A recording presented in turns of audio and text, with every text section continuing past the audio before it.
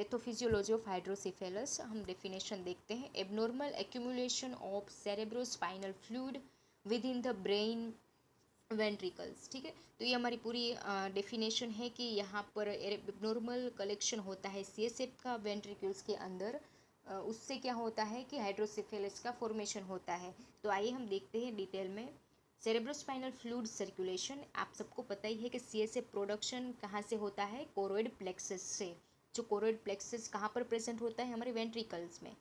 तो यहाँ पर देखिए, flow pathway through ventricles and subarachnoid space, then ventricular dilation into blood stream. तो उसमें क्या होता है, समटाइम्स ये हमारा जो वेंट्रिकल्स होता है वो डायलेटेड हो जाता है और सीएसएफ को ऑब्स्ट्रक्शन हो जाता है, उसी की वजह से भी ये हाइड्रोसिफेलस हो सकता है पेशेंट को। और दूसरा ये है कि abnormal accumulation of cerebrospinal fluid. आगे हम देखते हैं, अगर हम टाइप्स देखें तो कम्युनिकेटिंग है जो इम्पेड सीएसएफ से बनता है, नॉन कम्युनिकेटिंग जो ऑब्स्ट्रक्शन आता है यानी कि वेंट्रिकुलर डायलेशन होता है उसकी वजह से भी ये होता है। देन इसके अदर भी रीज़न है।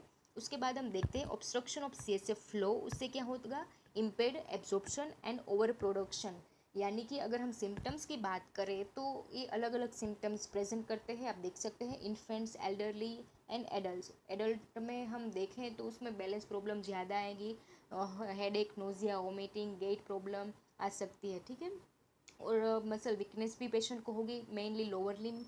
ठीक है, उसका जो डायग्नोसिस है वो हम सीटी स्कैन और एमआरआई की जो है जांच हम कर सकते हैं उससे। एंड ट्रीटमेंट आप सबको पता ही है कि वीपी शंट सिस्टम से ही हम इसकी जांच कर सकते हैं। एंड फिजियोथेरापी की मैनेजमेंट से हम इसका जो सिम्टम्स है उसको हम जो क्या कहते हैं कि प्रिवेंशन हम कर सकते हैं कि जो पेशेंट को फिजियोथेरापी मैनेजमेंट से भी इसको जो है रिकवरी इसकी लाई जा सकती है।